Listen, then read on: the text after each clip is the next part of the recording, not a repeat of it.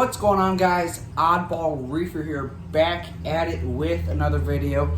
In today's video, I'm going to be doing something a little bit different than normal.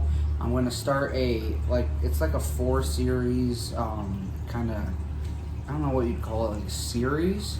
We're going to kind of do a up close and personal with each and every individual tank I have in this house, which at this time is 4. There is still a tank sitting on the porch. Just got to talk with the wife about it, you know, how that goes. So we're going to kind of get up close and personal with the Caribbean Reef.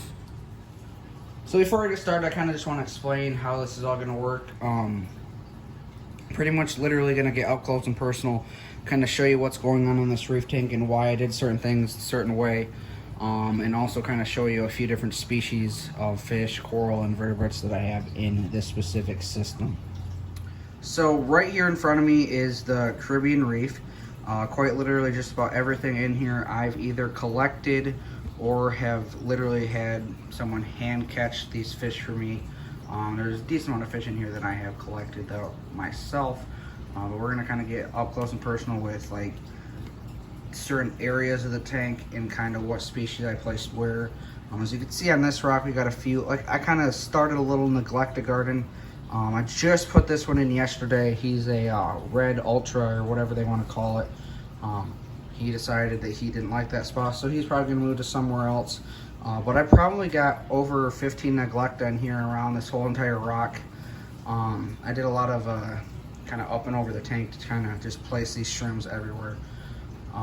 So yeah, there's a lot of neglecta in this tank. Before I got any neglect, I was after them so hard, and then I ended up finding a good source. So there's a whole bunch of neglecta mushrooms in this tank.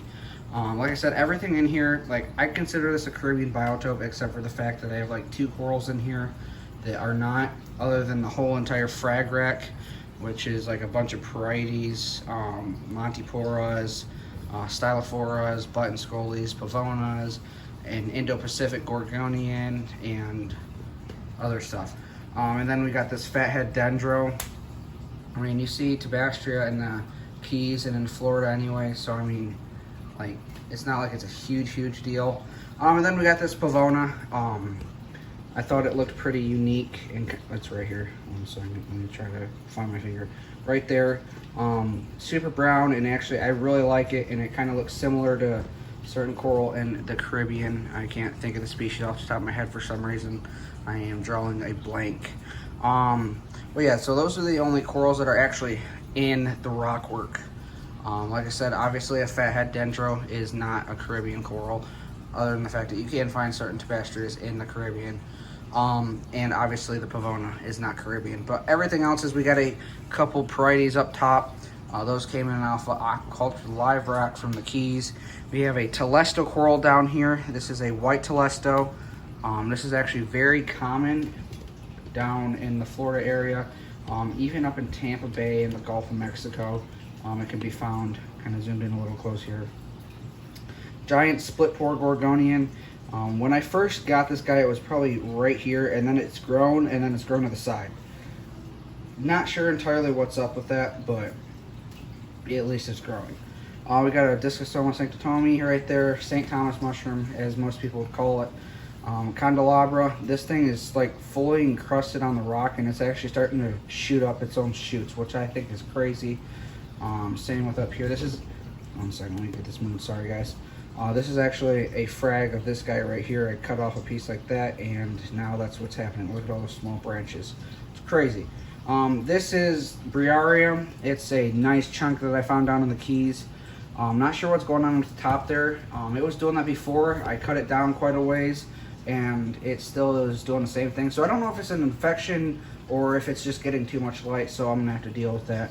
Then we got a bunch of Caribbean zoanthids. A good portion of these are actually vice zoanthids from Colin Fordic Coral Morphologic.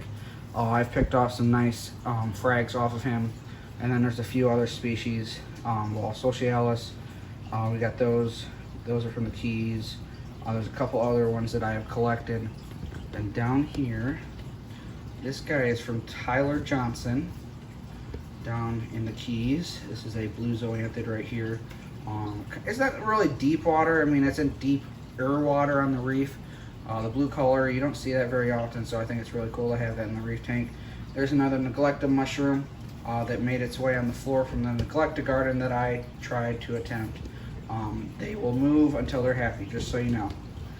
They move a little bit slower than most anemones and coral morphs, but they do move. Then we got a Gulf species right here. This, I'm not even sure on the species. Julian told me once and I completely forgot. There is so many different crazy scientific names for all these. It's insane to try to memorize them. And props to anyone that can. Then we got a bunch of like paleothoas that I collect down in the Keys. Let's see, sponges. There's an orange sponge, rock flower anemones, more gorgonians. I got so many gorgonians in here, it's not even funny. Cuban hogfish. Him and the cherry angel are going at it right now. Not sure why. Let's see what else we got going on. Recordia rock in the back is starting to fill out. I'd like to add a few more different varieties back there. We got a nice yellow one right. Oh, I can't find my finger right here. You don't see the yellow too often. I mean, you get like a yellowish tint, but not a solid yellow. It's pretty unique. We've got a couple other different colors back there as well. Another sponge. I am a sponge fanatic, as most of you guys know that watch my videos. Sorry for the shaking, I'm just moving the tripod. There's a sponge right there, and if you look real close right here, is a decorated crab that's blending right in with that sponge. So super cool. Aquaculture live rock, we got a Cedastria. Where is it? Right there. Sorry. Cedastria, that is aquaculture live rock from Tampa Bay Saltwater. Let's see what else we got going on. Thorny scallop right there. Super cool. He's actually been super hardy. I had a very high ammonia spike because I had a couple things die for some odd reason. Not sure why, but it was definitely not fun. I had a lot to deal with. The tank was cloudy. I mean, it was just a mess. It was really bad. So I'm glad I got that taken care of. This tank is looking really well. And in all honesty, I'm going to give most of that props to Aquachar. Aquachar is like a company that makes, it's not just carbon, it's also used as biomedia. If you want to check out that video, go check out my YouTube channel and you could easily find that. Super cool stuff. That stuff, like I said, you can use it as carbon, you can use it as biomedia once it quote unquote expires, which in all honesty, I've used the same Aquachar for over a month now and it still is doing the job. I had to add a little bit more, but look at, like, stand back and look at this. Like, it is so clear. It's amazing. This tank is doing very well. Then we do have one sea plume in here. I would like to add one more sea plume. As you can tell, they're kind of like the frilly ones. That's, like I said, that's the only one I have other than the other Antilogorgias that I have on the back here. I did have them on the wall, but they decided that they didn't want to be there any longer, so I've just given up on that. We're gonna go ahead and probably remove one of these flat blades. I got like three flat blades in the back. So we're gonna sacrifice one of those, take them into an LFS or something and trade them in for something else or whatever. And then possibly put a sea plume there. So there is your quick up close and personal with the Caribbean Reef. Obviously there's a lot more that I could show you, but I already hit like 7 minutes, so I didn't want to go too far because I could talk about this tank for days, quite literally. So yeah, that's the Caribbean Reef. Just kind of wanted to get up close and personal with you, kind of show you what's going on in the reef and share a couple species that are in there, and what a couple other plans are for the near future. With that said, don't forget to be the fish and feed them corals. We'll see you next time.